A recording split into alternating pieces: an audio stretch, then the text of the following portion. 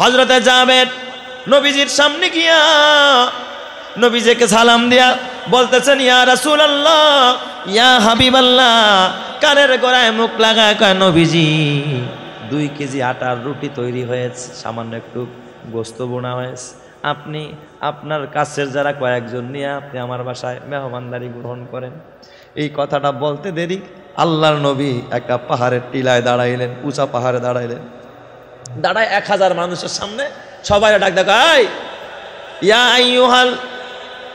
আইয়ুহান নাস আইয়ুহাল হাদিরুন, এই উপস্থিত জনতারা শোনো, সাহাবীরা শোনো, তোমাদের ভাই হযরতে জাবের তোমাদের জন্য মেহমানদারির ব্যবস্থা করেছে। তোমাদের সকলের জাবেরের বাড়িতে দাওয়াত, তোমরা সবাই মিলে জাবেরের বাড়িতে দাওয়াত খাইবা। চিৎকার মেরে কন্যা আল্লাহু আকবার। বলেন তো জাবেরের কলিজায় পানি আসেনি? 2 কেজি আটার রুটি, কয় কেজি? 2 কেজি আটার আর গমের রুটি, আটা দিয়ে গম দিয়ে আটা বানাইছে, আর সামান্য ছোট্ট একটা ছাগল দাওয়াত করছে নবীজি। কতজন? 1000। জাবের তো কইতে পারে না নবীজি আপনি করলেনটা রেখে। জাবের মনে মনে চিন্তা করে, কারণ আমি তো হালাত নবীরে বলছি, এখন নবী দাওয়াত দিছে, এখন আমার বোঝার দরকার নাই, নবী বুঝবে আর তার আল্লাহ বুঝবে। চিৎকার মেরে কন্যা আল্লাহু আকবার। যার কথা কয় প্রজাপতি ফুলের কানে কানে, যার প্রেমেতে চাঁদ জেগে রয়নি ঝুম তারার বনে, তার প্রেমেতে ভাষাই তরি আমরা গানে গানে, আমরা গানে গানে। আল্লাহু আল্লাহ বলো, আল্লাহু আল্লাহ, আল্লাহু আল্লাহ বলো, আল্লাহু আল্লাহ জোরে, আল্লাহু আল্লাহ বলো, আল্লাহু আল্লাহ, আল্লাহু আল্লাহ বলো, আল্লাহু আল্লাহ। যে পাতায় পাতায় সবুজ মেখে ফুলকে দিল ঘ্রাণ, মিনারে মিনারে উড়ে যার নামে রাজান, তার নামেরই করছি জিকির আমরা সবাই মিলে, আমরা সবাই মিলে। আল্লাহু আল্লাহ বলো, আল্লাহু আল্লাহ, আল্লাহু আল্লাহ বলো, আল্লাহু আল্লাহ। যার কথা কয় প্রজাপতি ফুলের কানে কানে, যার প্রেমেতে চাঁদ জেগে রয়নি ঝুম তারার বনে, তার প্রেমেতে ভাষাই তরি আমরা গানে গানে, আমরা গানে গানে। আল্লাহু আল্লাহ বলো, আল্লাহু আল্লাহ, আল্লাহু আল্লাহ বলো, আল্লাহু আল্লাহ। নারায়ে তাকবীর। হযরতে জাবেরের মনে বড় চিন্তায়, আল্লাহ এত মানুষ দাওয়াত দিল, এখন জাবের তো জানে না বাসায় এত মানুষ যাবে, বিবি তো 5-6 জন 10 জনের জন্য আয়োজন করছে, এত মানুষ গেলে তো বসতেও দিতে হবে। জাবের কয়, হুজুর আমার একটু ছুটি দেন, আমি আগে গিয়া বাসায় গুছাইতে থাকি। সুবহানাল্লাহ কোন সবাই, আমার একটু আগে ছুটি দেন, আমি বাসায় যাই। নবীজি বলে, ঠিক আছে জাবের যাও, বাসায় যাও, তবে চিন্তা কইরো না। সুবহানাল্লাহ জোরে কোন সবাই। জাবের বাসায় গেছে, বাসায় গিয়া কয়, বিবি বিবি আমি তো নবীজিরে দাওয়াত দিছিলাম, এখন নবীজি তো সব সাহাবায়ে কেরামরে দাওয়াত দিয়ে লাইছে 1000। কয় তাহলে কথাটাকে আপনি নবীরে কানে কানে কন নাই? কইছিলাম কানে কানেই, কিন্তু নবী তো সবার সামনে সবারে দাওয়াত দিয়ে লাইছে। বিবি ডাক দিয়া কয়, স্বামী আমার চিন্তা করবেন না, কারণ নবী তো হালাত জানে, কি পরিমাণ খাবার উপস্থিত নবীজিকে বলছেন, আপনি নবী শুনছে, চিন্তা আপনার না। বিশ্ব নবীজি যেহেতু দাওয়াত দিয়েছেন, বিশ্ব নবীকে তার রব জমিনে বেইজ্জত করবে না, আর তার সাহাবী হওয়াতে আল্লাহ আমাদেরকে বেইজ্জত করবে না। চিৎকার মেরে কন্যা আল্লাহু আকবার। খাবার গুরু ঢেকে রাখছে, নবীজি 1000 সাহাবায়ে কেরাম নিয়ে ভিতরে ঢুকলেন। ঢোকার পর কয়, যাবে খাবার খুলবা না, ডাকনা খুলবা না, রুটির ডাকনা খুলবা না, গোস্তের ডাকনা খুলবা না। 10 জন করে সাহাবায়ে কেরামকে তোমরা খাওয়াইতে থাকো, একজনরে 3 পিস করে রুটি দিবা, তাহলে 10 জনরে কয় পিস হয়? 30 পিস। 30 পিস রুটি দিবা, তারপরে গোস্ত দিতে থাকো, যার যেই পরিমাণ লাগে এই পরিমাণ করে গোস্ত দিবা, কিন্তু পাত্রের ডাকনা খুলবা না। নবীজি বললেন, আগে পাত্র 2টা আমার কাছে আনো। নবীজি পাত্রর কাছে গিয়া কি যেন পড়লেন, জবানে বিড়বিড় করে আস্তে করে পাতিলের মধ্যে ফু দিয়া পাত্রটা ঢাইকা দিয়েছেন। খন্দকের যুদ্ধের কথা বলি, খন্দকের যুদ্ধে 5ম হিজরিতে যখন মুসলমানদেরকে সমূলে বিনাশ করার জন্য সব কাফেররা ঐক্যমত পোষণ করেছে, শুধু কাফেররা না, কাফের মুশরিক তারপরে আপনার ইহুদি খ্রিস্টান সব একাকার হয়ে সংঘবদ্ধভাবে নবীকে এবং সাহাবায়ে কেরামকে এবং ইসলামকে উৎখাত করার জন্য এক কঠিনভাবে তারা ষড়যন্ত্রের জাল ফেলেছে। তবে এই জাল ফেলার পিছনে সর্বপ্রথম যারা এই কাজটাকে শুরুতে যারা পরিচালনা করেছে তারা ছিল ইহুদি। বিশেষ করে মদিনার ভিতরে দুইটা গোত্র ছিল, একটা ছিল বনু নজির আর একটা ছিল বনু কুরাইজা। এই বনু নজিরকে যখন দেশান্তর করা হলো, বনু নজির তারা খায়বারে চলে গেল। বনু নজিরের লোকেরা সেখান থেকে তাদের কিছু ইহুদিরা তারা ডাইরেক্ট মক্কায় চলে গেল। মক্কায় গিয়ে আবু সুফিয়ান, আবু জেহেল, আবু লাহাব, বড় বড় যারা আবু সুফিয়ান সহ বড় বড় যারা কাফের ছিল, আবু জেহেলেরা তো আগেই মারা গেছে বদরে। তো সেখানে যাওয়ার পরে গিয়া বলতেছে, দেখো এই মোহাম্মদকে যদি এখন ছেড়ে দেওয়া হয়, সে সামনে আরও বড় আকারে মাথা চাড়া দিয়া উঠবে, তোমাদের মক্কা এক সময় দখল করবে। কয় তাহলে কি করা যায়? কয় তোমরা এবং আমরা ভিতরে বাহিরে সবাই মিলে একযোগে মোহাম্মদের উপরে হামলা চালাবো, মোহাম্মদ এবং তার বাহিনীকে সমূলে বিনাশ করে দিব। জোরে কন্যা নাউজুবিল্লাহ। আপনারা বলেন, আল্লাহ যদি কাউরে বাঁচাইতে চায়, পৃথিবীর কোনো মানুষ তারে হত্যা করার মতো ক্ষমতা রাখেনি, কারণ বাঁচানেওয়ালা যিনি তিনি কে? বলেন তো, হায়াতের মালিক কে? আর আল্লাহ যদি কাউরে মারতে চায়, পৃথিবীর কেউ তাওরে বাঁচাইতে পারে না। ইহুদিরা এই ষড়যন্ত্র করলো, মক্কার সব মুশরিকরা, পত্তলিকরা, ইহুদিরা যৌথ ষড়যন্ত্র মিলে তারা 10,000 লোক, কত হাজার? 10,000 সৈনিক আবু সুফিয়ানের নেতৃত্বে এই যুদ্ধের, খন্দকের যুদ্ধের যিনি লিড দিয়েছে কাফেরদের নেতৃত্ব দিয়েছে, তার নাম কি? আবু সুফিয়ান। তার নেতৃত্বে 10,000 সৈনিক। তবে এই খন্দকের যুদ্ধকে কেন খন্দকের যুদ্ধ বলা হয়? কারণ খন্দক মানে হলো গারা। গারা, এই যে আমরা গর্ত করি না, খাল গর্ত, তারপরে কি গারা বলি অনেকে। এই খন্দকের যুদ্ধে বিশাল এক পরিখা খনন করা হয়েছিল, এই জন্য এই যুদ্ধকে কি বলা হয়? খন্দকের যুদ্ধ বলা হয়। এর আরেকটা নাম আছে গজওয়ায়ে আহজাব। কোরআনের ভিতরে একটা সূরাও আছে, সূরায়ে আহজাব। আহজাব এটা হিজবুনের বহু বচন। হিজবুন মানে দল। উলাইকা হিজবুল্লাহ, তারা আল্লাহর দল। তো এই যে দল, যারা বিভিন্ন দল, অর্থাৎ ইহুদিরা একটা দল, খ্রিস্টানরা একটা দল, মুশরিকরা একটা দল, পত্তলিকরা একটা দল, সকল দল মিলে একাকার হয়ে মুসলমানদেরকে নিধন করার জন্য একটা পায়তারা করেছিল তারা, যে মদিনাকে এক যুগে সবাই ঘেরাও করব, 10,000 বাহিনী, মুহাম্মদ এবং তার যারা সাঙ্গপাঙ্গ আছে মদিনার ভিতরে একেবারেই শেষ করে দিব। কিন্তু বলেন, এই সমস্ত চক্রান্ত যদিও আমার নবী তখন বুঝতে পারে নাই, কিন্তু একজন যিনি টের পেয়েছেন তিনি কে? জোরে বলেন। যেটা পৃথিবীর কেউ দেখে না, জানে না, শুনে না, সেটা দেখেন আর জানেন আর শুনেন যিনি, তিনি কে? আল্লাহ। এই যুগেও দেখবেন আপনার হিন্দুরা, খ্রিস্টানরা, ইহুদিরা, সমস্ত বিজাতিরা, বলেন তো এদের মধ্যে কোনো ফাটল নাই। এরা সব কি একতা হয়ে তারা মুসলমানকে নিধন করার জন্য যুগে যুগে যতগুলো মুসলিম দেশ আছে, আপনি সেই সিরিয়া বলেন, এই যে বাশার আল আসাদের নির্যাতনের কথা, জুলুমের কথা এমন কে আছে জানে না বলেন? প্রায় 17 বছরের ইতিহাস, মুসলমানদের রক্তের ইতিহাস। এই বাশার আল আসাদের নেতৃত্বে সেই সিরিয়ার ভিতরে, দামেস্কের ভিতরে নারী, শিশু, আবাল, বৃদ্ধ বনিতাদের উপরে এমন কোনো জুলুম নাই যেটা চালানো হয় নাই। ঠিক আপনি এই যে ফিলিস্তিনের উপরেও বলেন, এই বিনিয়ামিন নেতানিয়াহুর মাধ্যমে, ইসরায়েলি বাহিনীর মাধ্যমে যে বর্বরচিত হামলা চালিয়েছে, এটা পৃথিবীর ইতিহাসে এক ন্যাক্কারজনক অধ্যায় রচিত করেছে। কথা ঠিক না ব্যাঠিক? দেখা। তবে এর পিছনে ইহুদি, খ্রিস্টানদের এবং সকল খোদাদ্রোহীদের হাত আছে না নাই? হিন্দুদেরও সমর্থন আছে না নাই? আল কুফরু মিল্লাতুন ওয়াহিদা, সব কাফেররা একতা হয়ে তারপরে কি করেছে? হামলাটার নেতৃত্ব দিয়েছে। কিন্তু আমি বলতে চাই, বলেন তো আমাদের মুসলমানদের মধ্যে কি নাই? শুধু একতা নাই।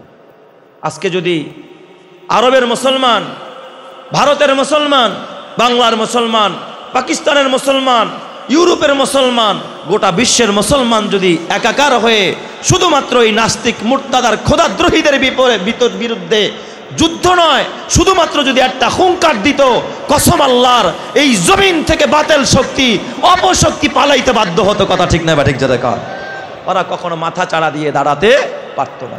কিন্তু আমাদের মুসলমান কখনো কি হতে পারে না, একতাবদ্ধ হতে পারে না।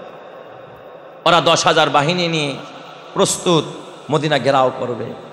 আল্লাহ তাআলা জিবরাইল আমিনের মারফতে, জিবরাইলের মাধ্যমে আমার নবীকে সব তথ্য জানায় দেন, নবীজি সাবধান, মক্কার কাফেরের আবু সুফিয়ানের নেতৃত্বে 10,000 বাহিনী নিয়ে আপনার মদিনা ঘেরাও করবে।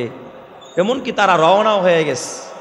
নবীজির তখন তারা 10,000 বাহিনী রওনা করছে, অথচ গোটা মদিনার ভিতরে সব মিলে ইহুদি খ্রিস্টান মুসলিম কাফের মিল্লাও জনসংখ্যা কি নাই, 10,000 নাই। ইতিহাসের কিতাবে লেখে তখন মদিনায় সব মিলে 10,000 মানুষ নাই, কিন্তু সব কি নবীর পক্ষে? অল্প কিছু মানুষ মুসলমান যারা সাহাবায়ে কেরাম, এরাই নবীর পক্ষে, আর বাকিরা সব নবীর বিরুদ্ধে। তো এই মদিনার ভিতরে নবীজি তখন বিপদে পড়ে গেলেন। হায় হায়, আবার তখন সময়টা ছিল খেজুর পাকার, একটা গরমের সময় খেজুর পাকবে, খেজুর পারবে, এমন সময় একটা খবর আসছে। বলেন তো আপনাদের এলাকার মধ্যে যখন ধান কাটার সময় থাকে, এই ধান কাটার সময় কি কেউ মেয়ের বিয়ার ডেট ফেলায়? কথা কয় না, কি কয়, ধান কাটার শেষ হোক, ফসল উঠুক, তারপরে কি করব, মেয়ে বিয়ার ডেট দিব। এখন আর কোনো কাজ টাজ বাইরে কিছু করা যাবে না। সিজন থাকে, কোনো কাজের একটা কি থাকে, সিজন থাকে। সারা বছর ওদের ফসল একটা, তা হলো খেজুর পাড়া। খেজুর পাড়ার সময় এখন কে যাবে যুদ্ধ করতে, কে যাবে এইগুলো ঠেকাতে? নবী আলাইহিস সালাম সব সাহাবায়ে কেরামদেরকে নিয়ে বসলেন। নবীজি মর্মাহত, নবীজি দিলে দিলে বড় কষ্ট, ব্যথিত, পরামর্শ চাচ্ছে যে তোমরা বলো এখন আমি কি করতে পারি, কিভাবে তাদেরকে প্রতিহত করতে পারি। আবু বকর সিদ্দিক বললেন, ইয়া রাসূলুল্লাহ, ওগো নবীজি, আমি আমার জীবন দিয়ে, যৌবন দিয়ে, অর্থ দিয়ে আমি কাফেরদের মোকাবেলা করার জন্য প্রস্তুত আছি। হযরত ওমর কয়, ইয়া রাসূলুল্লাহ, আমিও প্রস্তুত। কেউ বলে আমরা মদিনা থেকে বের হয়ে আমরা সংখ্যায় কম হতে পারি, আমরা লোক কম হতে পারি।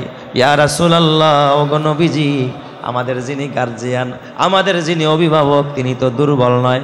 আমি দুর্বল হতে পারি, আমরা দুর্বল হতে পারি, কিন্তু আমাদের যিনি অভিভাবক গার্জিয়ান তিনি দুর্বল নয়। বলেন তো আমাদের অভিভাবক আর গার্জিয়ানের নাম কি? আরো জোরে ঈমানের আওয়াজে বলেন না, আমাদের অভিভাবক কে? আল্লাহর কোরআন বলে, যালিকা বিআন্নাল্লাহা মাওলাল্লাযীনা আমানু ওয়া আন্নাল কাফিরিনা লা মাওলা লাহুম। ঈমানদারের গার্জিয়ান হলেন আল্লাহ, অভিভাবক হলেন আল্লাহ। পক্ষান্তরে কাফের মুশরিক বেঈমান যারা, তাদের কোনো গার্জিয়ান নাই, ওদের গার্জিয়ান হলো মিস্টার শয়তান। কথা ঠিক কিনা? ওমর বললেন, হুজুর আপনি যা বলবেন, আমরা ভিতরে নয়, আমরা বের হব, এরপরে প্রতিহত করব। নবীজি কারো পরামর্শ তেমন একটা ভালো লাগতেছে না, কারণ সাহাবায়ে কেরামের ভিতরে একটা ভিতরগত কাজের প্রতি একটা আগ্রহ আছে। এখন কি করবে, এই সময় তো বের হওয়া যায় না। এ আমার বাবা, আমি এক কারগুজারি শোনাই।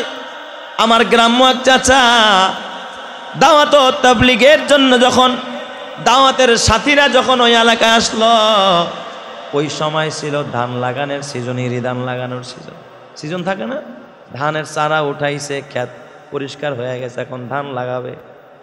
এদিক দিয়া গ্রামের মধ্যে কামলা খুঁজতেছে, একবার এই মাথায় যায়, আরেকবার ওই মাথায় যায়, কামলাও পায় না।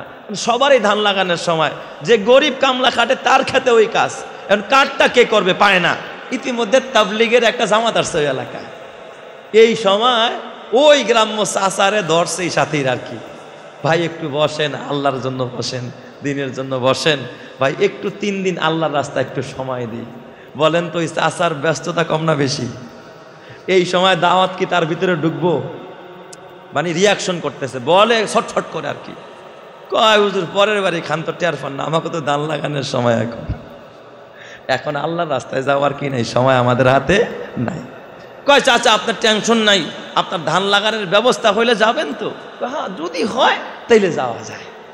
তখন ওই তাবলীগের সাথীরা কয়, ঠিক আছে কাকা, বিকালের মধ্যে হয়ে যাবে, আপনি কালকে রেডি হয়ে যাবে। প্রায় 40 জন সাথী, আরো মহল্লার সাথী মিলে সবাই মিলা গিয়া ওনার ধান মুহূর্তের মধ্যে লাগায় শেষ করে দিচ্ছে। সুবহানাল্লাহ। এবার তাশকিল করে রেডি করছে। ঠিক আল্লাহর বান্দা রেডি হয়ে গেছে। প্রথমে 1 চিল্লা, সেখান থেকে 4 চিল্লা, সেখান থেকে বহির্মুল্লকের সফর, সেখান থেকে হজে গেছে। আল্লাহর বান্দা হজ করে ফিরার পথে ইয়ামানের মধ্যেই আল্লাহর বান্দার ইন্তেকাল হয়ে গেছে। সুবহানাল্লাহ, যেরকম সময় জান্নাতের রাস্তায় তার মরণ হয়ে গেছে। কারণ আল্লাহর নবী বলে, মান সালাকা তরিকাই ইয়ালতামিসু ফিহি ইলমান সাখালাল্লাহু লাহু বিহি তরিকান ইলাল জান্নাহ। কেউ যখন দিন শিখার জন্য, দিন বুঝার জন্য যখন আল্লাহর রাস্তায় বের হয়ে যায়, আপনারাও কিন্তু দিন বুঝার জন্য এখানে বসেছেন। এ বাবা, এই সময়টা কত দামি, কত মূল্যবান। এই জায়গার ভিতরে যদি কারো মরণ হয়ে যায়, কসম আল্লাহর, মরতে হবে একদিক দিয়া, এক পা থাকবে জমিনে, আল্লাহ রব্বুল আলামিন আরেক পা তাকে জান্নাতের ভিতরে নিয়ে যাবে। চিৎকার মেরে কান্না আল্লাহু আকবার। এ আমার বাবা, ওই দিক দিয়া সাহাবায়ে কেরামের মধ্যে হতাশা। আল্লাহর নবী, দু জাহানের নবী, রহমতে আলম নবী পরামর্শ চাইতেছে। ইতিমধ্যে হযরতে সালমান ফারসি রাদিয়াল্লাহু তাআলা আনহু পারস্য থেকে এসে নবীর কাছে কালিমা পড়ে মুসলমান হয়েছে। তখন তার বয়স ছিল, ও আমার বাজান, প্রায় 230 বছর। কত বছর? 230 বছর।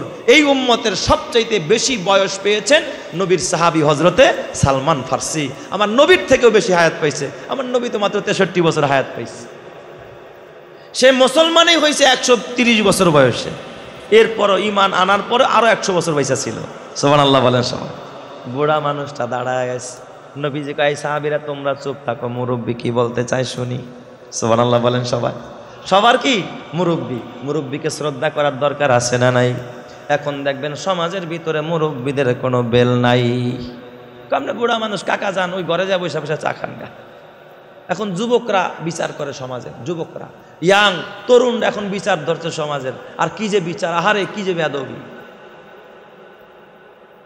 তবে মুসলমান, আল্লাহর নবী বলে, মাল্লাম ইয়ারহাম সগীরানা ওয়ালাম ইউকির কাবীরানা ফালাইসা মিন্না।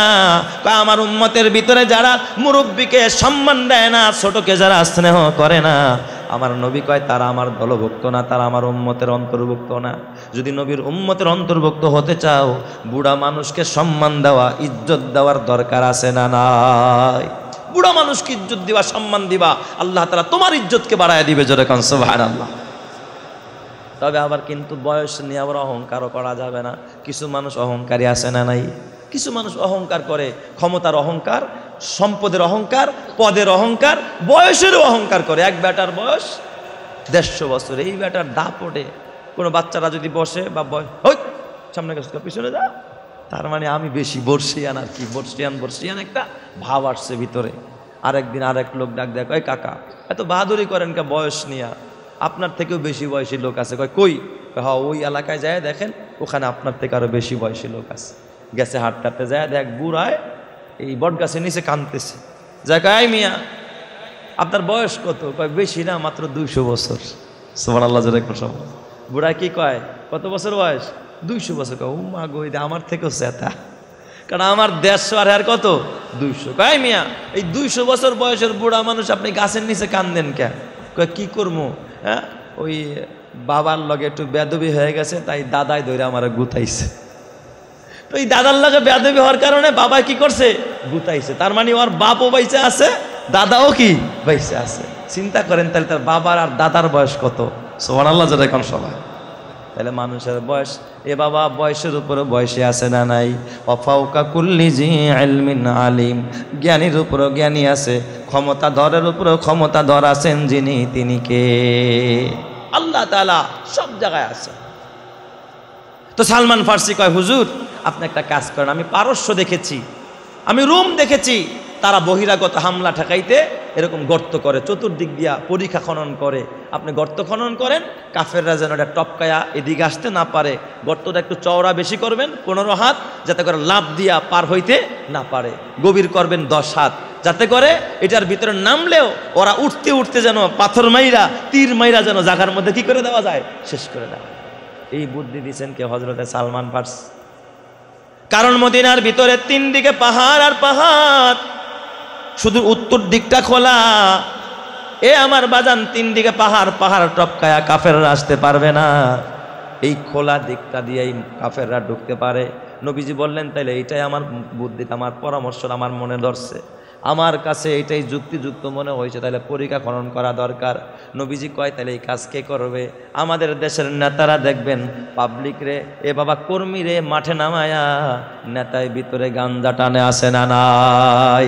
এ আমার বাবা, আমার নবীজি কয় না না, তোমরা পরীক্ষা খনন করবা তা না। ও সাহাবায়ে কেরাম, তোমাদের ভিতরে তোমরা যেই কয়জন রেডি হয়েছো যুদ্ধে করার জন্য, এই প্রতিহত করার জন্য কাফেরদের ভিতরে তোমরা 3000 রেডি হয়েছো। এই দিক দিয়ে কাফেররা 10,000, মুসলমান কয় হাজার? 3000। নবীজি 3000 রে 2 ভাগ করলেন, 1 ভাগ রাখলেন এই গর্ত খনন করার জন্য, খন্দক খনন করার জন্য, তার মানে হলো 1000।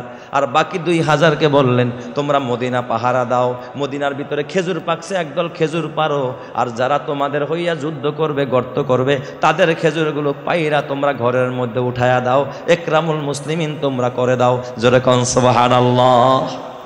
তো একদল যুদ্ধে ময়দানে গেছে খনন করতে, আর বাকি 2000 এরা মদিনা পাহারা দেয় আর ভিতরে খেজুরও পারে, আর যেই ভাইরা যুদ্ধে গেছে তাদের পরিবার পরিজন সম্পদ সবকিছু দেখাশোনাও করে। সুবহানাল্লাহ, জোরে কোন সবাই। দেখছেন নবীজির রণকৌশলের কি বড় কৌশল। নবীজি আমার 40 হাত করে জায়গা 10 জন সাহাবী করে ভাগ করে দিলেন। বিশাল এরিয়া, পাথরি ভূমি, মরুভূমি, বড় বড় এক একটা পাথর, মাটি নয় যে এমনি হালকাভাবে মারলেই খনন করা যায়। পাথরি ভূমি, আগুন জ্বলে যায় পাথর মারলে, কোনো লোহা মারলে। এই 10 হাত জায়গা খনন করা বড় কষ্টের কাজ। 1 ভাগের দায়িত্ব আমার নবী নিজেও নিয়েছেন। নবী নিজে লেবারি করতেছেন, মাটি খনন করতেছেন, ওই পরীক্ষা খনন করতেছেন, খন্দক বানাইতেছেন। এ আমার বাবা, সাহাবায়ে কেরাম কি পরিমাণ কষ্ট করেছে, প্রায় 1 মাস পর্যন্ত এ বাবা পরীক্ষা খনন করলেন। পরীক্ষা খনন করতে করতে সাহাবায়ে কেরামের খানা শেষ, পানি শেষ, সামান্য খেজুর ছিল তাও শেষ। কিছু কিছু সাহাবায়ে কেরাম বলেন, একটা মানুষ যদি সারাদিন মাটি কাটে, বলেন তো এমনি অবসর থাকলে যেই পরিমাণ ক্ষুধা লাগে, মাটি কাটলে তার কয়েক গুণ বেশি ক্ষুধা লাগে। ঠিক না ব্যাটিক? জোরে কোন।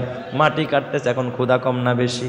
বেশি ক্ষুধা, অনেক ক্ষুধা সাহাবায়ে কেরামের ভিতরে। এত ক্ষুধা, সাহাবায়ে কেরাম এখন খাবার কই পাবে? আপনারা বলেন, কেউ যদি আল্লাহর জন্য, আল্লাহর দ্বীন হেফাজতের জন্য, আল্লাহর জন্য যখন কেউ বাবা দেখবেন রাস্তার মধ্যে বের হয়ে যায়, তাকে সাহায্য করা ফরজ হয়ে যায়। যার জন্য তিনি কে? আরো জোরে বলেন, সাহায্যকারী কে? আল্লাহ রাব্বুল আলামিন কিভাবে সাহায্য করলেন? খাবার নাই, খাবারের ব্যবস্থা কেমনে করলেন? এক সাহাবী দৌড়ায়া নবীজির কাছে আইসা জামাটা উঠায়া বলে, ইয়া রাসূলুল্লাহ, দেখছি নিজে পেটে পাথর বেঁধেছি, ক্ষুধার কারণে হুজুর কোমরটা সোজা করতে পারি না, বাঁকা হইতে পারি না, পাথর বেঁধে তারপরে মাটি কাটতেছ। নবীজি কোনো কথা বললেন না। নবীজি আস্তে করে নিজের জামাটা উঠাইলেন, উঠায়া দেখাইলেন যে তোমার পেটে তো একটা পাথর বেঁধেছ, আমি মুহাম্মদের পেটে একটা নয়, আমি দুইটা পাথর বেঁধেছি। চিৎকার মেরে কন্না আল্লাহু আকবার। নবীজি কয়টা পাথর বাঁধছেন? 2টা। নবীর এক সাহাবী জাবের, হযরতে জাবের, ওই জায়গার ভিতরে, জাবেরের বাড়ি আবার মদিনায়, ওই খন্দক যেখানে খনন করতেছে তার পাশেই জাবের রাদিয়াল্লাহু তাআলা আনহু, ওই ভাগের ভিতরেই তিনি খন্দক খনন করতেছিলেন।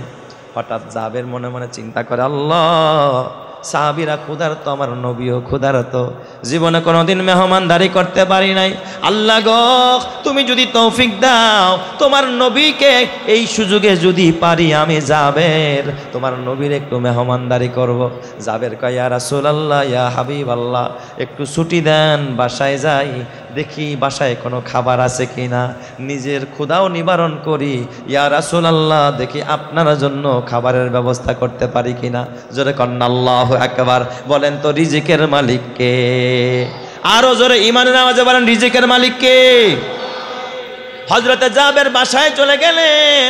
বাসায় গিয়া বিবিরা ডাক দেখা, বিবি আমার ঘরে কোনো খাবার আসেনি। বিবি ডাক দেখা, স্বামী গো, কোনো খাবার নাই, তবে ঘরের মধ্যে 2 কেজি গম আছে, গম জব আছে। কয় তাহলে এটাকে ভাঙাও, এটাকে পিষো, চাকা দিয়া পিষো।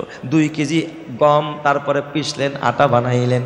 কয় তাহলে এটা দিয়া রুটি বানাও, নবীরে দাওয়াত দিয়া খাওয়াবো। হযরতে জাবের প্রস্তুতি নিতে লাগলেন, গমগুলো পিষে পিষে আটা বানাইতে লাগলেন।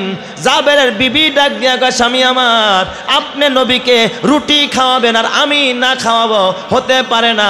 ইয়া রাসূল, ওগো আমার স্বামী শোনেন, আমার ঘরে একটা ছাগলের বাচ্চা আছে যেটা আমি পার্সোনালভাবে লালন পালন করতাম। ছাগলের বাচ্চাটা রহমতে আলম নবী যেহেতু আসবেন, আমি আমার প্রিয় বস্তু, আমার সম্বল বলতে আছে একটা ছাগলের বাচ্চা, এটা আমি জবাই করে একটু গোস্ত বুনা করে রহমাতুল্লিল আলামিনের সামনে পেশ করব। চিৎকার মেরে কন্যা আল্লাহু আকবার। দেখছেন নি, দিনের কাজে পুরুষ যেমন অগ্রসর, নারীরাও তেমন অগ্রসর, কথা ঠিক কিনা? সে মহিলা মানুষ, তার প্রিয় ছাগলটারও কি করে দিছে? জবাই করে দিছে। রুটি বানাইতেছে আর ছাগলের গোস্ত, ছোট একটা ছাগল ভুনা করতেছে। ওদিক দিয়ে সাহাবায়ে কেরাম মাটি কাটতেছে, যারা তারা কতজন? 1000। তো এখন জাবের কয়, তাহলে আমি হুজুরে বইলে সেই কথাটা যে খাবারের একটু ব্যবস্থা হয়েছে, আপনি আইসেন। বিবি ডাক দিছে, স্বামী আমার, আপনি যে নবীরে দাওয়াত দিবেন, তবে সবার সামনে কইেন না, কারণ লোক কয়জন সেখানে? 1000। সবার সামনে কইেন না, নবীজিরে কানে কানে কইেন যে ইয়া রাসূলুল্লাহ, এই যে 2 কেজি আটার রুটি আর ছোট্ট একটা ছাগলের গোস্ত ভুনা আছে, তো আপনি যাবেন সাথে, যদি আপনি 2-4 জনকে নিতে চান। কারণ দেখবেন ইমাম সাহেবরা যখন দাওয়াত দেয়, ইমাম সাহেব কি একা যায় নাকি? সাথে 2-1 জন মুসল্লি নেয় না? ওই 2-4 জন আসলে 10 জনই হলো, যাতে করে এই কয়জনের হয়ে যায়, এমন একটা বন্দোবস্ত আছে। হযরতে জাবের কয়, ঠিক আছে বিবি, আমি নবীর কাছে যাই। হযরতে জাবের নবীজির সামনে গিয়া নবীজিকে সালাম দিয়া বলতেছেন, ইয়া রাসূলুল্লাহ, ইয়া হাবিবাল্লাহ। কানের গোড়ায় মুখ লাগায় কয়, নবীজি 2 কেজি আটার রুটি তৈরি হয়েছে, সামান্য একটু গোস্ত বোনা হয়েছে, আপনি আপনার কাছের যারা কয়েকজন নিয়ে আপনি আমার বাসায় মেহমানদারি গ্রহণ করেন। এই কথাটা বলতে দেরি, আল্লাহর নবী একটা পাহাড়ের টিলায় দাঁড়াইলেন, উঁচা পাহাড়ে দাঁড়াইলেন। দাঁড়ায় 1000 মানুষের সামনে সবাই ডাক দেখায়, ইয়া আইয়ুহান নাস আইয়ুহাল হাদিরুন, এই উপস্থিত জনতারা শোনো, সাহাবীরা শোনো, তোমাদের ভাই হযরতে জাবের তোমাদের জন্য মেহমানদারির ব্যবস্থা করেছে। তোমাদের সকলের জাবেরের বাড়িতে দাওয়াত, তোমরা সবাই মিলে জাবেরের বাড়িতে দাওয়াত খাইবা। চিৎকার মেরে কন্যা আল্লাহু আকবার। বলেন তো, জাবেরের কলিজায় পানি আসেনি? 2 কেজি আটার রুটি, কয় কেজি? 2 কেজি আটার আর গমের রুটি, আটা দিয়ে, গম দিয়ে আটা বানাইছে, আর সামান্য ছোট্ট একটা ছাগল দাওয়াত করছে নবীজি। কতজন? 1000। জাবের তো কইতে পারে না, নবীজি আপনি করলেনটা রেখে। জাবের মনে মনে চিন্তা করে, কারণ আমি তো হালাত নবীরে বলছি, এখন নবী দাওয়াত দিছে, এখন আমার বোঝার দরকার নাই, নবী বুঝবে আর তার আল্লাহ বুঝবে। চিৎকার মেরে কন্যা আল্লাহু আকবার। যার কথা কয় প্রজাপতি ফুলের কানে কানে, যার প্রেমেতে চাঁদ জেগে রয় নিঝুম তারার বনে, তার প্রেমেতে ভাষাই তরি আমরা গানে গানে, আমরা গানে গানে। আল্লাহু আল্লাহ বলো, আল্লাহু আল্লাহ, আল্লাহু আল্লাহ বলো, আল্লাহু আল্লাহ, জোরে আল্লাহু আল্লাহ বলো, আল্লাহু আল্লাহ, আল্লাহু আল্লাহ বলো, আল্লাহু আল্লাহ। যে পাতায় পাতায় সবুজ মেখে ফুলকে দিল ঘ্রাণ, মিনারে মিনারে উড়ে যার নামে রাজান, তার নামেরই করছি জিকির আমরা সবাই মিলে, আমরা সবাই মিলে। আল্লাহু আল্লাহ বলো, আল্লাহু আল্লাহ, আল্লাহু আল্লাহ বলো, আল্লাহু আল্লাহ। যার কথা কয় প্রজাপতি ফুলের কানে কানে, যার প্রেমেতে চাঁদ জেগে রয় নিঝুম তারার বনে, তার প্রেমেতে ভাষাই তরি আমরা গানে গানে, আমরা গানে গানে। আল্লাহু আল্লাহ বলো, আল্লাহু আল্লাহ, আল্লাহু আল্লাহ বলো, আল্লাহু আল্লাহ। নারায়ে তাকবীর। হযরতে জাবেরের মনে বড় চিন্তায়, আল্লাহ এত মানুষ দাওয়াত দিল, এখন জাবের তো জানে না বাসায় এত মানুষ যাবে, বিবি তো 5-6 জন 10 জনের জন্য আয়োজন করছে, এত মানুষ গেলে তো বসতেও দিতে হবে। জাবের কয়, হুজুর আমার একটু ছুটি দেন, আমি আগে গিয়া বাসায় গুছাইতে থাকি। সুবহানাল্লাহ কোন সবাই, আমার একটু আগে ছুটি দেন, আমি বাসায় যাই। নবীজি বলে, ঠিক আছে জাবের যাও, বাসায় যাও, তবে চিন্তা কইরো না। সুবহানাল্লাহ জোরে কোন সবাই। জাবের বাসায় গেছে, বাসায় গিয়া কয়, বিবি বিবি আমি তো নবীজিরে দাওয়াত দিছিলাম, এখন নবীজি তো সব সাহাবাই কেরামরে দাওয়াত দিয়ে লাইছে 1000। কয় তাহলে কথাটাকে আপনি নবীরে কানে কানে কন নাই? কইছিলাম কানে কানেই, কিন্তু নবী তো সবার সামনে সবারই দাওয়াত দিয়ে লাইছে। বিবি ডাক দেয়া কয় স্বামী আমার চিন্তা করবেন না, কারণ নবী তো হালাত জানে, কি পরিমাণ খাবার উপস্থিত নবীজিকে বলছেন আপনি নবী শুনছে, চিন্তা আপনার না। বিশ্ব নবীজি যেহেতু দাওয়াত দিয়েছেন, বিশ্ব নবীকে তার রব জমিনে বেইজ্জত করবে না, আর তার সাহাবী হওয়াতে আল্লাহ আমাদেরকে বেইজ্জত করবে না। চিৎকার মেরে কন্না আল্লাহু আকবার। খাবার গুরু ঢেকে রাখছে। নবীজি 1000 সাহাবায়ে কেরাম নিয়ে ভিতরে ঢোকার পর কয় যাবে খাবার খুলবা না, ডাকনা খুলবা না, রুটির ডাকনা খুলবা না, গোস্তের ডাকনা খুলবা না। 10 জন করে সাহাবায়ে কেরামকে তোমরা খাওয়াইতে থাকো। একজন রে 3 পিস করে রুটি দিবা, তাহলে 10 জন রে কয় পিস হয়? 30 পিস। 30 পিস রুটি দিবা, তারপরে গোস্ত দিতে থাকো, যার যেই পরিমাণ লাগে এই পরিমাণ করে গোস্ত দিবা, কিন্তু পাত্রের ডাকনা খুলবা না। নবীজি বললেন আগে পাত্র 2টা আমার কাছে আনো। নবীজি পাত্রর কাছে গিয়া কি যেন পড়লেন জবানে, বিড়বিড় করে আস্তে করে পাতিলের মধ্যে ফু দিয়া পাত্রটা ঢাইকা দিয়েছেন। এরপরে রুটি দিতেছে আর গোস্ত দিতেছে। কসম আল্লাহর 1000 খাওয়ানো শেষ। নবীজি ডাক দেখে যাবে একটা কাজ কর, তোর আত্মীয় স্বজনরা যদি দেখে যে জাবেরের বাসায় এত বড় অনুষ্ঠান, তাদেরকে দাওয়াত দিলি না, তাদেরকেও ডাক দে। তাদেরকেও বলছে তোমরা তাড়াতাড়ি আসো খায়া যাও, তাদেরকেও খাওয়াইছে। কয় জাবের তুমি খাও, তোমার বিবিরে দাও, আমি মুহাম্মদ রে একটু দাও। নবীজিও খাইছে। কয় জাবের এবার ডাকনা খোলো। হযরতে জাবের ডাকনা খুইলা দেখে যে এখনো পর্যন্ত ওই পাতিলের ভিতরে যেই পরিমাণ রুটি আর গোশত ছিল তার 3 ভাগের 1 ভাগও এখনো শেষ হয় নাই। চিৎকার মেরে কন্না আল্লাহু আকবার। বলেন তো বরকতের মালিক কে? আরো জোরে বলেন না বরকতের মালিক কে? দিলে কমে না, দান করলে কমে না। এ মুসলমান, এই যুদ্ধের ময়দানে এ আমার বাবা ওই দিক দিয়া কাফেরেরা চতুর্দিক ঘেরাও করে ফেলেছে। সাহাবায়ে কেরামের খাবার নাই, পানিও শেষ হয়ে যায়, বিপদে আছে মাসের পর এ বাবা বহুদিন শেষ হয়ে যায়। সাহাবায়ে কেরাম আকাশের দিকে বারবার তাকাইতেছিলেন, মাতা নাসরুল্লাহ, কখন আল্লাহর সাহায্য আসবে। আল্লাহ তাআলা জানায় দিলেন আলা ইন্না নাসরুল্লাহি করিব, চিন্তা করো না, আল্লাহর সাহায্য অতি নিকটেই চলে আসবে। জোরে কোন সুবহানাল্লাহ। এ আমার বাজান কসম আল্লাহর। এরপরে কাফেরেরা শেষ পর্যায়ে ওরা ষড়যন্ত্র করলো, কি করা যায়, পরীক্ষা দেখা ওরা আশ্চর্য হয়ে গেছে। ওরা ওপাশ থেকে তীর মারতেছে, তীর মারামারি হচ্ছে। হঠাৎ কইরা একজন কাফেরের নাম ছিল আবদে উদ। এই কাফের এ ছিল বড় পাহলওয়ান, বড় বীর। সে কয় আমি পরীক্ষা খনন পার হইয়া ওপারে গিয়া মুসলমানগো শেষ করে দিব। এবার সে পরীক্ষা পার হইয়া ঘোড়া দিয়া জাম্পিং করে লাভ দিয়া পার হয়ে গেছে। নবীজি দেখতেন আরে বড় পাহলওয়ান আবদে উদ ঢুকে গেছে। সাহাবায়ে কেরামের মধ্যে ভয় কাজ করতেছে। নবীজি বলে কে পারবা আবদে উদের সাথে, এই যে আবদে উদের সাথে, পাহলওয়ানের সাথে, এই বীরের সাথে লড়াই করবা?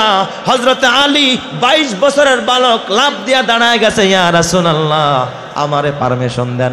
আলী তুমি বসো, তুমি বালক মানুষ, ছোট মানুষ, বসো, আর কে পারবা? আবারও আলী দাঁড়াইছে। নবী 3 বার কথাটা বললেন, আলী 3 বার দাঁড়ায় গেছে। আলী কয় ইয়া রাসূলুল্লাহ আমারে ছোট বইলেন না, আপনিই তো আমার আসাদুল্লাহ বলছেন, আমি নাকি আল্লাহর বাঘ? আল্লাহর বাঘের সামনে শয়তানের শিয়াল কোনোদিন পালাইতে পারবে না, বাঘ তাকে আক্রমণ করবেই করবে। চিৎকার মেরে কন্না আল্লাহু আকবার।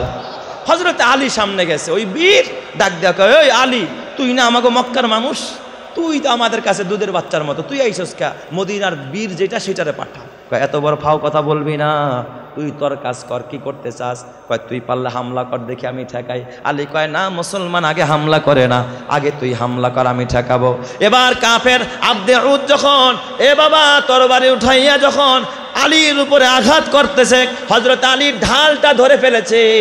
নবীজির সবুজ পাগড়ি আলীর মাথায় পড়া, ঢাল 2 টুকরা হয়ে গেছে, আলীর মাথার মধ্যে আসছে, কিন্তু তরবারিটা এ বাবা পাগড়ি ভেদ করে নাই। সুবহানাল্লাহ জোরে কোন সবাই। কারণ নবীজির পেঁচায় দেওয়া পাগড়ি হযরত আলীর মাথায়। এবার হযরত আলী কয় আমি এবার হামলা করি, পারলে তুই ঠেকা, কসম আল্লাহর। হযরত আলী আল্লাহু আকবারের ধ্বনি দিয়া তরবারি মারছে, তার ঢাল কেটেছে, তার মাথা কেটেছে, দাঁতগুলো কেটেছে, 2 টুকরা লাশ জায়গার ভিতরে 2 পাশে পড়ে রয়েছে। চিৎকার মেরে কন্না আল্লাহু আকবার। এ আমার বাবা, এরপরে কাফেরেরা ভয় পেয়ে গেছে, কিন্তু ওরা চক্রান্ত করলো যে আমরা রাতের বেলায় এই পরীক্ষা ভরাট করে একযোগে আমরা উঠবো। ভিতরের মধ্যে যে ইহুদিরা ছিল ওরাও ভিতরে বিদ্রোহ আরম্ভ করে দিল।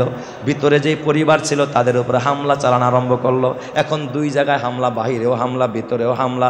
নবীজি বিপাকে পড়ে গেলেন। রাতের বেলায় সাহাবায়ে কান্নাকাটি আরম্ভ করলেন, মাতা নাসরুল্লাহ, আল্লাহ তোমার সাহায্য কখন আসবে? ওরা ভোর রাত্রে ষড়যন্ত্র করছে একটা গর্ত ভৈরা, তারপর ওরা ভিতরে ঢুকবে। গর্ত যখন ভরা আরম্ভ করলো, আল্লাহ তাআলা তুফান পাঠায় দিছে, তুফান। আল্লাহ তাআলা ঝড় পাঠায় দিছে, এমন ঝড়। এক ঝড়ের কবলে যখন ওরা পড়ছে, ওরা দেখে দাঁড়াইতে পারে না, পা টিকে না। এই ঝড় দিয়া আল্লাহ তাআলা ওই বাহিনীর ভিতরে ভয় ঢুকায়া দিয়া 10,000 বাহিনীকে ওখান থেকে আল্লাহ তাআলা মুহূর্তের মধ্যে আল্লাহ তাআলা সরায়া দিয়েছে। বলেন তো আমার আল্লাহ পারে কি পারে না? তাহলে বলেন তো সর্বময় ক্ষমতার মালিক কে? সাহাবায়ে কেরাম মদিনায় চলে গেলেন। মদিনায় গিয়া সাহাবায়ে কেরাম যখন এই ঘটনাগুলো অন্যান্য সাহাবীদেরকে বলতেছিলেন, এ মুসলমান, ইতিমধ্যে ওই মুনাফিকদের যারা দোসর তাদের কাছে গিয়া যখন নবীজির ঘটনা বলতেছিলেন যে নবীজি পরীক্ষা খনন করতে গিয়ে এক সাহাবীর পরীক্ষার ভিতরে বড় একটা পাথর পড়েছিল। ওই পাথরে যখন সে কাটতে পারে না, সরাইতেও পারে না, নবীজির কাছে বললেন। নবীজি আইসা ওই পাথরটাকে যখন বাড়ি মারছে, আল্লাহু আকবার বলে একটু ফেটে গেছে, আগুন বের হয়েছে। নবীজি বলেছেন আল্লাহু আকবার। সাহাবায়ে কেরাম বলেন, ইয়া রাসূলুল্লাহ, 3 বার আঘাত করলেন, 3 বার আপনি আল্লাহু আকবার বললেন কেন এবং হাসি দিলেন কেন? নবীজি কয়, আমি যখন আঘাত করেছি রোম এবং পারস্য, কেসরা এবং কায়সারের রাজপ্রাসাদগুলোকে আল্লাহ তাআলা এই আগুনের ভিতর দিয়ে আমাকে দেখাইতেছিল। তার মানে অচিরেই এই রোম, পারস্য, কেসরা, কায়সারের দেশটাও মুসলমানদের পদতলে চলে আসবে। চিৎকার মেরে কান্না আল্লাহু আকবার। এই ঘটনা যখন সাহাবায়ে কেরাম মদিনায় গিয়া বলতেছে, তখন মুনাফিকরা এই কথা বলে বেড়ায়, দেখছো মুহাম্মাদের পেটে ভাত নাই, পিঠে কাপড় নাই। ওই মুহাম্মদ আবার দিন বিজয়ের কথা বলে, দেশ বিজয়ের কথা বলে, রোম পারস্য দখলের কথা বলে। এই মোল্লা মানুষ কেমনে দেশ চালাবে? এরা কি দেশ চালাইতে পারে কিনা? তখন আল্লাহ তাআলা এই আয়াতটা নাজিল করলেন, কুলিল্লাহুম্মা মালিকাল মুলক। কুল, হে নবী আপনি বলেন আল্লাহুম্মা মালিকাল মুলক। বলেন তো রাজত্বের মালিক কে? আল্লাহ। কুলিল্লাহুম্মা মালিকাল মুলকি তুতিল মুলকা মান তাশা। আল্লাহ যারে খুশি তারে রাজত্ব দেয়। ওয়া তানজিউল মুলকা মিম্মান তাশা। আল্লাহ যাকে খুশি তার থেকে রাজত্ব ছিনায় নেয়। ওয়া তুইজ্জু মান তাশা ওয়া তুজিল্লু মান তাশা। আল্লাহ যারে খুশি তারে ইজ্জত দেয়, যারে খুশি তারে আল্লাহ বেইজ্জত করে। বিয়াদিকাল খায়র। বলেন তো সমস্ত কল্যাণের মালিক যিনি, তিনি কে? আল্লাহ। ইন্নাকা আলা কুল্লি শাইইন কাদির। আল্লাহ তাআলা, এ আমার বাবা, আল্লাহ তাআলা সর্বময় ক্ষমতার মালিক। আল্লাহ তাআলা এ বাবা শক্তিশালী। আল্লাহর শক্তির সামনে পৃথিবীর কোনো শক্তি কোলাইতে পারে না। কথা ঠিক কিনা? তাহলে ক্ষমতায় কেউ ইচ্ছা করে যাইতে পারে না। ক্ষমতা থেকে কাউকে ইচ্ছা করে নামানো যায় না। ক্ষমতায় বসায় যিনি, নামায়ও তিনি। বলেন তো বাবা, তোমার আমার যোগ্যতা নাই। অনেকে নাক ছিটকা, আলেমরা কেমনে দেশ চালাবে? আলেমদের দ্বারা সম্ভব না। আমি কসম দিয়া বলি, আলেমরা শক্তি দিয়া চালাবে না, আমেরিকা দিয়া চালাবে না, ভারত দিয়া চালাবে না। আলেমরা চালাবে আল্লাহর মদদ দিয়া, খোদার কোরআন দিয়া। কথা ঠিক না ব্যাঠিক? জোরে কয়। এ আমার বাবা ও যুবক ভাই, তোর হাতে পায়ে তোরা বুনে যায়। এই জন্য আল্লাহর নবী বলে, আল উলামা ওয়ারাসাতুল আম্বিয়া। এই উলামায়ে কেরাম হলো নবীর ওয়ারিস। এই জন্য উলামায়ে কেরামকে ইজ্জত করা, উলামায়ে কেরামকে সম্মান করা, উলামায়ে কেরামের নেতৃত্ব মেনে নেওয়া, আলেম ওলামাকে সহযোগিতা করা সাধারণ ইমানদারদের জন্য ফরজ। কথা ঠিক কিনা? এই আখিরি জামানার উম্মতের দৃষ্টান্ত হলো তাদের হায়াত একেবারে সীমিত, আসর থেকে মাগরিব। আসরের নামাজ পড়তে পড়তে বাসায় যেতে যেতে 1 কাপ চা খেতে না খেতে কি হয়ে গেছে? মাগরিব হয়ে গেছে।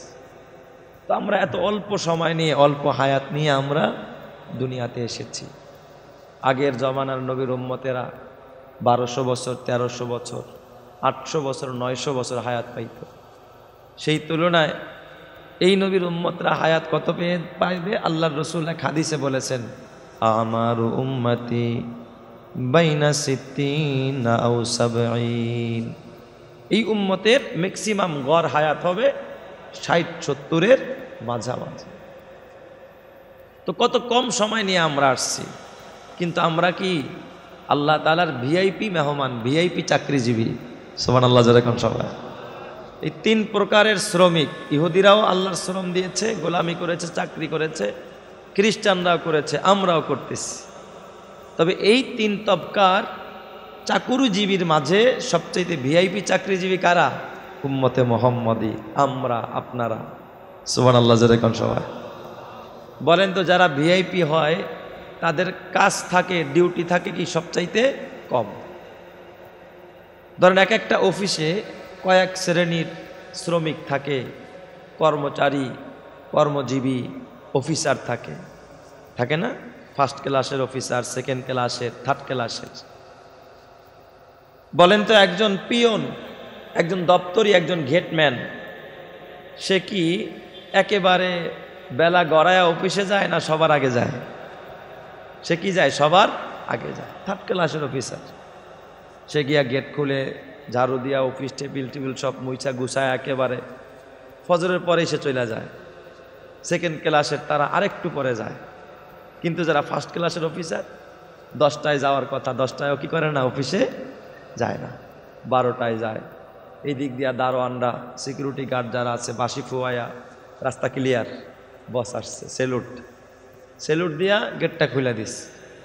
গেটটা খুলে দেওয়ার পরে টেবিলের সামনে বসছে, 3 জনে 3টা পত্রিকা, বস এটাই পত্রিকা, ওইটা ওই পত্রিকা, পাতাটা সে উল্টায় না, ওই পিয়নেই কি করে দেয়, পৃষ্ঠা উল্টায় দেয়। দেখার পরে বলে, স্যার সকালের নাস্তার পরে আপনি এখন চা খাবেন না কফি খাবেন? তো ঠিক আছে, যেটা ভালো সেটাই দাও, কফি দাও। কফি আনস। এরপরে সামনে নিয়ে আসছে একটা ফাইল, স্যার এই জায়গায় একটা সাইন করতে হবে, এই জায়গায় একটা সাইন। এই পাতা কিন্তু উল্টায় দিতেছে কে? পাশের যে পিয়ন থাকে সেই কি করতেছে, সব কিছু উল্টায়। স্যার এখানে একটা সাইন লাগবে আপনার, এখানে একটা সাইন, শেষ। স্যার দুপুরে কি খাবেন, লাঞ্চে কি খাবেন, খাবার টাবার সব রেডি, খাবার দাবার শেষ। স্যার ঠান্ডা কোনটা খাবেন, ফল ফ্রুট রেডি। স্যার গাড়ি রেডি, জি চলে যেতে পারেন। মাত্র কয়টা সাইন করছে? 3 থেকে 4টা দস্তখত করছে। এর বাইরে কোনো সে কাজ করছে? কথা বলেন, কাজ করছে? করে নাই। মাস শেষে আর বেতন কত? 5 লাখ। মাস শেষে আর বেতন কত? 5 লাখ। আর যে পিয়ন বেটা সকালে আইসা অফিস ঝাড়তে ও বসারও সুযোগ পায় নাই, কোমরটা ব্যথা হয়ে গেছে, চেয়ারে বসতে পারছে নাকি পিয়নে, ও দাঁড়ায় রয়েছে স্যারের সামনে, ফাইল নিয়ে দাঁড়ায় রয়েছে। এই বেটার বেতন মাস শেষে 10,000 টাকা। ঠিক বললাম না ঠিক বললাম? বলেন তো। যারা ভিআইপি ক্লাসের অফিসার তাদের কাজ কম, ডিউটি কম, সময় কম, কিন্তু বেতন পায় বেশি। আপনাকে আমাকে আল্লাহ তাআলা ভিআইপি অফিসার বানাইছে। সুবহানাল্লাহ যেরকম সব। আমরাও কার গোলাম? আমরা কার গোলাম? আমাদের আগে খ্রিস্টানরা ছিল, তারাও কার গোলাম? এর আগে ইহুদিরা ছিল, তারাও কার গোলাম? আল্লাহর গোলাম। তো আমরা সবাই আল্লাহর চাকরি করি, আল্লাহর গোলামি করি। যদি কেউ বলে যে না আমি আল্লাহর চাকরি করি না, আল্লাহর গোলামি করি না, হ্যাঁ আপনার কাছে তো দুনিয়ার মালিকের গোলামি আর চাকরি বড় দামি, তাই আপনি ঘড়ি দেখে দেখে অফিস রুমে যান। অথচ আজান হয়ে গেলে রবের চাকরি আপনার করতে মনে চায় না, গোলামি করতে মনে চায় না, মসজিদে যেতে চায় না। কসম আল্লাহর, কিয়ামতের ময়দানে আপনি ভিআইপিদের কাতারে দাঁড়াতে পারবেন না, আপনাকে জাহান্নামের দরজার সামনে দাঁড়াতে হবে। ভিআইপিদের কাতারে দাঁড়াতে হলে এই 5 ওয়াক্ত নামাজ পড়তে হবে, আল্লাহর বিধান মানতে হবে। আল্লাহ তাআলা জান্নাতের দরজা খুইলা জান্নাতকে অপেক্ষমান করে রাখবে। জোরে কান সুবহানাল্লাহ। আল্লাহ করবে কি করবে না? সাইয়্যিদুল কাউনাইন খাতমুল মুরসালিন আখির আমদ বুয়াদ ফখরুল আউয়ালিন। তো আল্লাহ তাআলা এই উম্মতকে শেষে পাঠায়া সমস্ত উম্মতের উপর আল্লাহ তাআলা কি দিয়েছেন? মর্যাদা এবং শ্রেষ্ঠত্ব দান করেছেন। আল্লাহর রাসূল এক হাদিসে বলেন, লা ইয়াদখুলুল জান্নাতা আহাদুম মিনান নাবিয়িনা হাত্তা আদখুলাহা ওয়ালা ইয়াদখুলাহা আহাদুম মিনাল উমাম হাত্তা তাদখুলাহা উম্মতি। নবীজি বলেন, কিয়ামতের ময়দানে সব নবীরা জান্নাতের গেটের সামনে সিরিয়ালে দাঁড়াবে। আদম সফিউল্লাহ বলবে, জান্নাতের প্রহরী গেট খুলে দে, জান্নাতে ঢুকবো। হযরতে নূহ নাজিহুল্লাহ ডাক দিয়া বলবে, প্রহরী গেট খুলো। ইব্রাহিম খলিলুল্লাহ দাঁড়ায় যাবে, ইসমাইল জবিহুল্লাহ দাঁড়াবে, মুসা কালিমুল্লাহ দাঁড়াবে, ঈসা রুহুল্লাহ দাঁড়াবে, জান্নাতের প্রহরী বলবে না না, সর্বপ্রথম যিনি জান্নাত উদ্বোধন করবেন মুহাম্মদুর রাসূলুল্লাহ কই? মুহাম্মদুর রাসূলুল্লাহ না আসলে জান্নাতের গেট খোলা হবে না। চিৎকার মেরে কান্না আল্লাহু আকবার। আমার নবী গিয়ে আগে জান্নাতের গেট খুলে ভিতরে প্রবেশ করবেন, এরপরে অন্যান্য নবীরা তার পিছনে পিছনে জান্নাতে যাবে। এবার উম্মতের পালা, সব উম্মতরা আগে গিয়া ভিড় করবে। ইব্রাহিম খলিলুল্লাহর উম্মতরা গেটে দাঁড়াবে, মুসা কালিমুল্লাহর উম্মতেরা গেটে দাঁড়াবে, ঈসা রূহুল্লাহর উম্মতেরা গেটে দাঁড়াবে। কিন্তু প্রহরী ডাক দেয়া বলবে না না, মুহাম্মদুর রাসূলুল্লাহর উম্মতেরা কোথায়? আবু বকরেরা কোথায়? হযরতে ওমরেরা কোথায়? ওসমানেরা কোথায়? আলীরা কোথায়? তাদেরকে আগে জান্নাতে না দিয়া, শেষ জমানার উম্মতদের আগে জান্নাতে না দিয়া অন্য কোনো উম্মতকে জান্নাতে ঢোকার পারমিশন দেওয়া হবে না। চিৎকার মেরে কান্না আল্লাহু আকবার। তাইলে বলেন এই উম্মতের দাম সবচাইতে কম না বেশি? তো ওই নবীর উম্মত হতে পেরে, শ্রেষ্ঠ উম্মত হতে পেরে আপনারা খুশি না বেজার? তো চিৎকার মেরে শুকরিয়া আদায় করি আলহামদুলিল্লাহ। এ আমার বাবা, তো ওই সাইয়্যিদুল মুরসালিন খাতামুন নবীন, এই নবী হলেন আপনার আমার জন্য মডেল, আপনার আমার জন্য অনুসরণীয়, অনুকরণীয়। আপনি কিন্তু যদি মনে করেন যে আমি পশ্চিমাদেরকে অনুসরণ করব, অনুকরণ করব, জীবন ধ্বংস হয়ে যাবে। আপনি যদি ইহুদিকে ফলো করেন, অনুসরণ করেন, অনুকরণ করেন, আপনি ধ্বংসের পথে চলে যাবেন। আপনি যদি খ্রিস্টানকে অনুসরণ করেন, অনুকরণ করেন, আপনি ধ্বংস হয়ে যাবেন। কারণ কোনো মুসলমান কোনো খ্রিস্টানকে অনুসরণ করতে পারে না, ইহুদিকে অনুসরণ করতে পারে না। এ আমার বাবা, কোনো হিন্দু কোনো দাদা বাবুকে ফলো করতে পারে না, ভারতীয় চ্যানেলকে ফলো করতে পারে না। এ আমার দোস্তরা, ইংরেজদেরকে ফলো করতে পারে না, বিজাতিদের কালচারকে কোনো মুসলমান নিজের জীবনের আদর্শ বানাইতে পারে না। মুসলমানের নারী বলেন, পুরুষ বলেন, যুবক বলেন, বৃদ্ধ বলেন, প্রত্যেকটা মানুষের জন্য একমাত্র আদর্শ হলো নবী মুহাম্মদুর রাসূলুল্লাহর আদর্শ। কথা ঠিক না ব্যাঠিক? জোরে কর। আপনার আমার জীবনের জন্য আদর্শ, আপনার আমার জীবনের জন্য অনুসরণীয়, অনুকরণীয়, অনুপম আদর্শ হলো একমাত্র আপনার আমার নবীর আদর্শ। ঠিক না ব্যাঠিক? জোরে কর। ব্যক্তি জীবনে তুমি যদি সফল হতে চাও, ব্যক্তি মুহাম্মদুর রাসূলুল্লাহর দিকে তাকাও। তুমি যদি পারিবারিক জীবনে সফল হতে চাও, তাহলে পারিবারিক জীবনে নবী মুহাম্মদুর রাসূলুল্লাহর দিকে তাকাও। কেমন পরিবার পরিচালনা করেছেন মা আয়েশা সিদ্দিকার স্বামী নবী মুহাম্মদুর রাসূলুল্লাহকে ফলো করো। তুমি যদি ব্যবসায়িক জগতে একজন সফল ব্যবসায়ী হতে চাও, তাহলে ফলো করো মা খাদিজার ব্যবসার পরিচালনা করতেন নবী মুহাম্মদুর রাসূলুল্লাহকে ফলো করো। তুমি যদি আদর্শবান নানা হতে চাও, তোমরা তাকাও হাসান হুসাইনের আদর্শবান নানা নবী মুহাম্মদুর রাসূলুল্লাহর আদর্শকে। তুমি যদি একজন রাজপথের একজন লড়াকু সৈনিক হতে চাও, আদর্শবান একজন রাজনীতিবিদ হতে চাও, তাহলে তাকাও মদিনার বুকে যিনি সর্বপ্রথম ইসলামী রাষ্ট্র কায়েম করেছেন নবী মুহাম্মদুর রাসূলুল্লাহর দিকে তাকাও। কোন নীতিতে মদিনা সনদে তিনি এই বাবা সুন্দর ইসলামী রাষ্ট্র ব্যবস্থা কায়েম করেছেন। তোমরা ওই নবী মুহাম্মদুর রাসূলুল্লাহর দিকে তাকাও, সাহাবায়ে কেরামের দিকে তাকাও।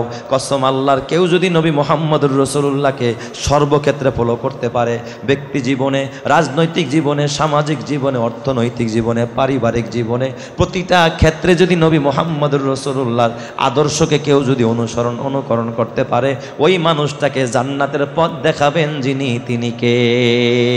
আরো জোরে বলতে হবে, তিনি কে? তবে মায়ের খাওয়ার ক্ষেত্রে অনুসরণ করবেন কার? মুসলমান এখন মনে করে মুসলমান খালি মায়ের খাওয়ার জাতি। হ্যাঁ, খালি মায়ের খাবেন? কথা কয় না, খালি মায়ের খাবেন? মুসলমান, মুসলমানের ইতিহাস দেখো। মক্কি জিন্দিগিতে আমার নবীজি শুধু মায়ের খেয়েছেন, কিন্তু বাবা আমার নবী কিন্তু ইসলামের জন্য, দ্বীনের জন্য কত কোরবানি আর ত্যাগ, কত রক্ত ঝরিয়েছেন তায়েফের ময়দানে আমার নবীজি এই ইসলামের জন্য, দ্বীন প্রতিষ্ঠার জন্য। কসম আল্লাহর, এই এলাকার ভিতরে বলেন ইসলাম যদি সাহাবায়ে কেরাম রক্ত না দিতেন, আমার নবীর রক্ত যদি জমিনে না ঝরত, এই ইসলাম আপনি এই জমিনের মধ্যেও ইসলাম এত সহজে পেতেন না, কথা ঠিক কিনা? তাদের রক্তের উপরে ভর করে ইসলাম আজকে আপনার আমার কাছে পৌঁছেছে।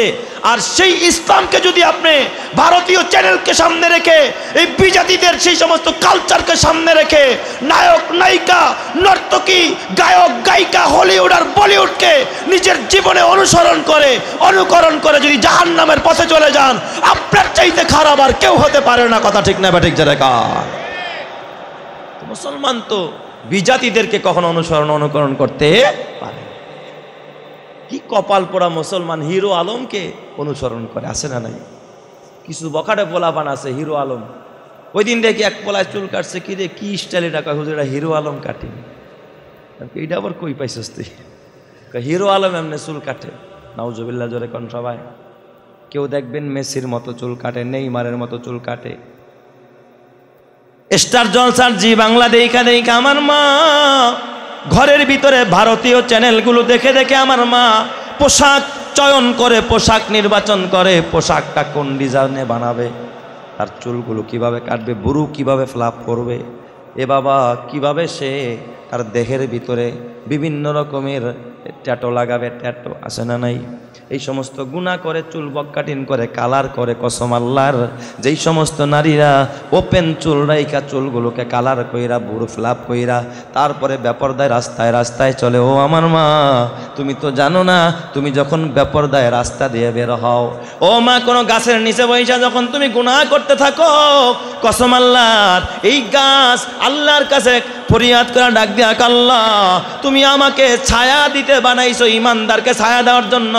এই কপাল পোড়া নারীটা বেপরদায় বৈশা আবার আরেকটা পোলার সাথে অন্যায় কাজের সাথে অনৈতিক কাজের সাথে জড়িত হয়। আল্লাহ আমি গাছ তোমার জিকির করতেছি, ও আমার ইবাদতে আয় আল্লাহ ব্যাঘাত ঘটাইছে, এই নারীটার আয় আল্লাহ তাড়াতাড়ি জমিন থেকে উঠায়া নিয়ে যাও।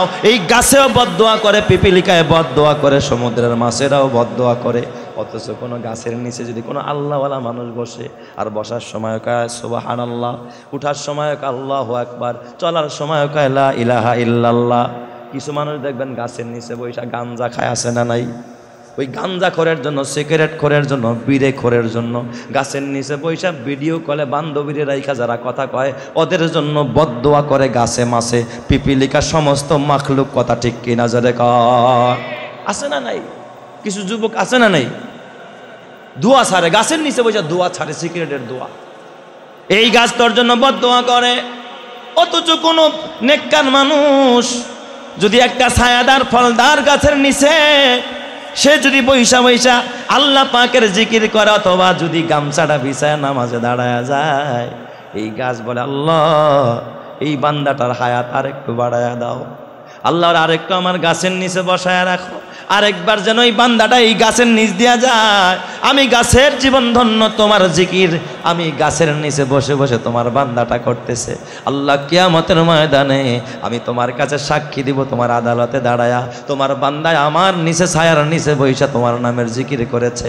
আল্লাহ তোমার জিকির করনেওয়ালা বান্দাটাকে তুমি কিয়ামত পর্যন্ত আল্লাহ তোমার কাছে ইজ্জত দিয়া, তোমার ইজ্জতের কসম করে বলি, এই বান্দাটাকে তুমি জাহান্নামের আগুনে জ্বালাইতে পারবা না। চিৎকার মেরে কান্না আল্লাহু আকবার। हर लहजा है मोमिन की नई शान नई आन, हर लहजा है मोमिन की नई शान नई आन, गुफ्तार में किरदार में अल्लाह की बुरहान, गुफ्तार में किरदार में अल्लाह की बुरहान, गफ्फारियों क़ख्खारियों कुद्दूस व जबरूत, ये चार अनासिर हो तो बनता है मुसलमान, ये चार अनासिर हो तो बनता है मुसलमान। उल्फत में बराबर के वफा हो के जफा हो, उल्फत में बराबर के वफा हो के जफा हो, हर चीज़ में लज्जत है अगर दिल में मज़ा हो, हर चीज़ में लज्जत है अगर दिल में मज़ा हो। जोरे जोरे कौन सुबहान अल्लाह। তাহলে সর্বক্ষেত্রে আপনার আমার জন্য আদর্শ বিশ্ব নবী। আপনি একজনের আদর্শকে অনুসরণ করবেন, তিনি হলেন মানবতার মুক্তির দূত, দিশাহারা মানুষের মুক্তির দিশারি জনাবে মুহাম্মদুর রাসূলুল্লাহ সাল্লাল্লাহু আলাইহি ওয়াসাল্লাম। আপনার নেতার আদর্শ আপনাকে মুক্তি দিতে পারবে না, আপনার পিতার আদর্শ আপনাকে মুক্তি দিতে পারবে না, আপনার বসের আদর্শ আপনাকে মুক্তি দিতে পারবে না। একমাত্র কেবলমাত্র তো নবীর আদর্শই আপনাকে জান্নাতের পথে নিয়ে যাবে। কথা ঠিক না ঠিক যে দেখা। এ আমার বাবা, আমার নবীর আদর্শ দেখো, আমার নবীর আদর্শ দেখো।